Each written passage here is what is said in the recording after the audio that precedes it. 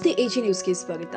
ಹುಕ್ಕೇರಿ ತಾಲೂಕಿನ ಅಭಿವೃದ್ಧಿಯ ಹರಿಕಾರ, ಜನಪ್ರಿಯ ನಾಯಕರು, ಶಿಕ್ಷಣ ಪ್ರೇಮಿಗಳು, ಮಾಜಿ ಸಚಿವರು ಮತ್ತು ಎಸ್ಟಿಬಿಎಸ್ ಸಂಘದ ಅಧ್ಯಕ್ಷರು ಆದ ಸನ್ಮಾನ್ಯ ಶ್ರೀ ಎಬಿ ಪಾಟೀಲ್ ಅವರ 74ನೇ ಹುಟ್ಟುಹಬ್ಬವನ್ನು ದಿನಾಂಕ 11 ಜುಲೈ ಶನಿವಾರದಂದು ಸಮಾಜ ಸೇವೆ ಮಾಡುವುದರ ಮೂಲಕ ಅರ್ಥಪೂರ್ಣವಾಗಿ ಜರುಗಿದೆ.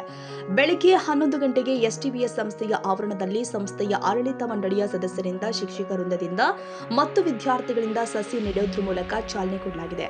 ಬಳಿಕ ಸಂಕೇಶ್ವರ ನಗರದ ಸಿಲ್ವರ್ ಡೆಲಾ ವೃದ್ಧಾಶ್ರಮಕ್ಕೆ ಸಂಸ್ಥೆಯ ಆಡಳಿತ ಮಂಡಳಿಯ ಸದಸ್ಯರು, ಶಿಕ್ಷಕರು, ವಿದ್ಯಾರ್ಥಿಗಳಿಂದ ಆಹಾರದ ಕಿಟ್ಗಳನ್ನು ವಿತರಣೆ ಮಾಡಲಾಗಿದೆ.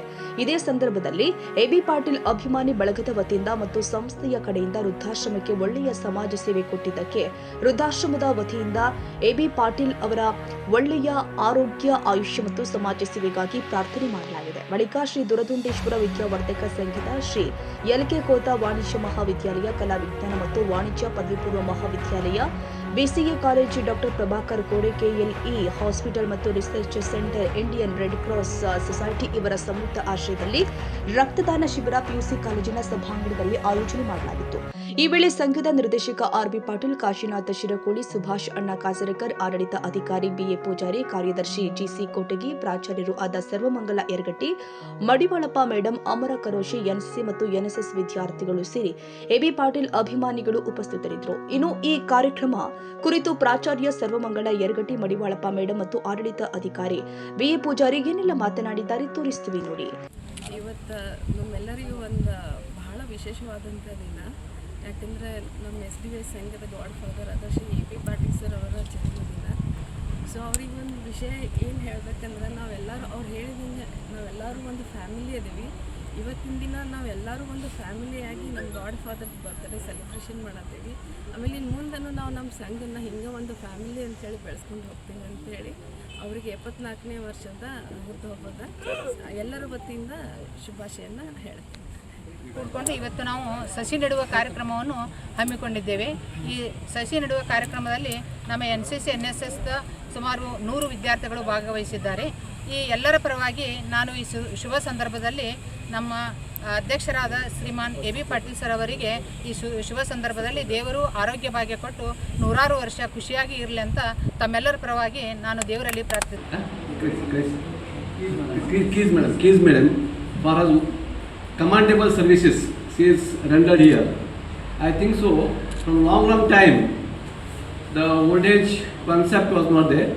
But even though the patients who are suffering from old age, a lot of problems, health problems, they have been treated like their own family members here. So there is a wonderful things here. And from long time we are seeing here, Belvi sir, a holy man, really a holy man, spiritual man also. He takes care the old peoples here. I think so 54, how many patients are there?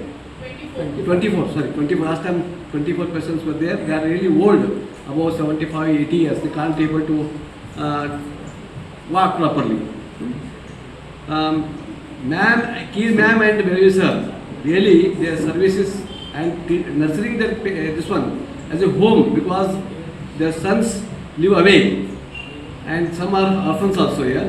So on this view, our board of directors and all the principals and the management, on behalf of our beloved chairman's birthday, we are offering very little foodings for these patients. I kindly request Belvi sir and his all organized team to accept our donations here, sir. And Vinayak Bhosale, AG news, Sankeshwar.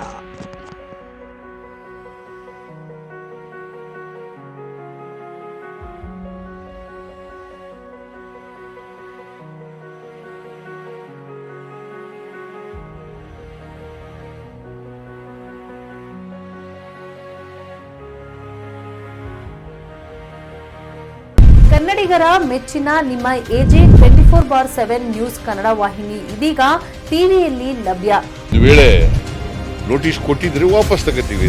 ಇವತ್ತು ವಕ್ಫ್ property ಅಂತೇಳಿ ಬರ್ತದೆ ಅಂತ ಹೇಳಿದ್ರೆ ರೈತರು ಬೀದಿಗೆ ಬಂದ್ರೆ ಏನ್ ಮಾಡ್ಬೇಕಾಗುತ್ತೆ? ಯಾರು ವೋಟ್ ಹಾಕಿಲ್ಲ ಅಂದ್ರೆ ಗ್ಯಾರಂಟಿನೆಲ್ಲ ಸ್ಟಾಪ್ ಮಾಡ್ಬಿಡ್ತೀವಿ.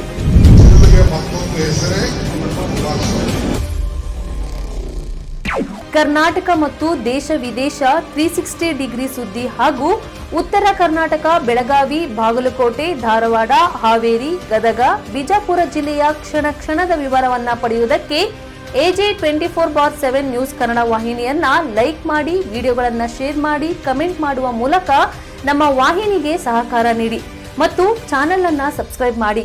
ಧನ್ಯವಾದಗಳು.